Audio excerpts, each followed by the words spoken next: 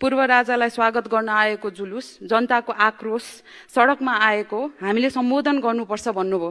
उहाँको विश्लेषण एकदम ठिक छ।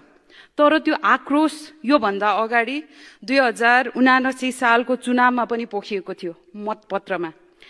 त्यसैका कारण म यो सदनमा बोलिरहेको छु। त्यो आक्रोश नै थियो जसको कारण नामै नसुनेको म जस्ता पात्रहरू जनताले हाम्रो निराशा चिर्न केही गर भनेर हामीलाई यहाँ पठाउनु भयो।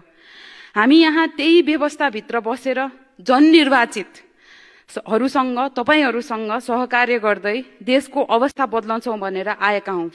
हामीले आफ्नो तर्फबाट सक्दो प्रयास गर्यौं।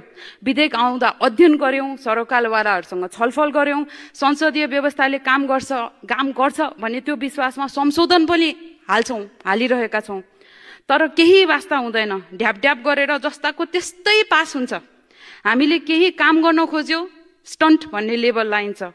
यिनीहरू केही होइनन्, यिनीहरूलाई केही थाहा छैनन् भनेर होच्याइन्छ।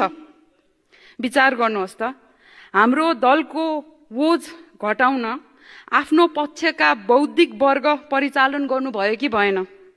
मिडियालाई उकास्नु भयो कि भएन?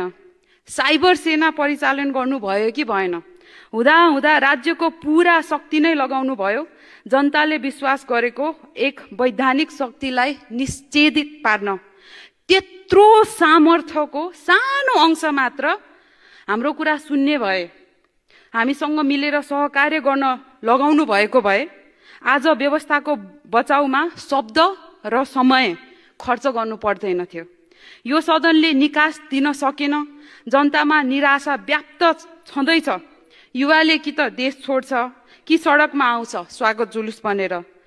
त्यो स्वागत जुलुसका एक अराजक पात्र यहाँहरूका ठूला भनिएका दलहरूले हुर्काएर बढाएको हो। हामीसँग तर्क गर्न सकिन्थ्यो।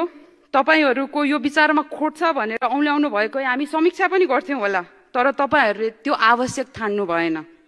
अब आफैले बढ्जान दिएको भस्मासुरले तपाईहरुको टाउकोमा हात राख्दैछ।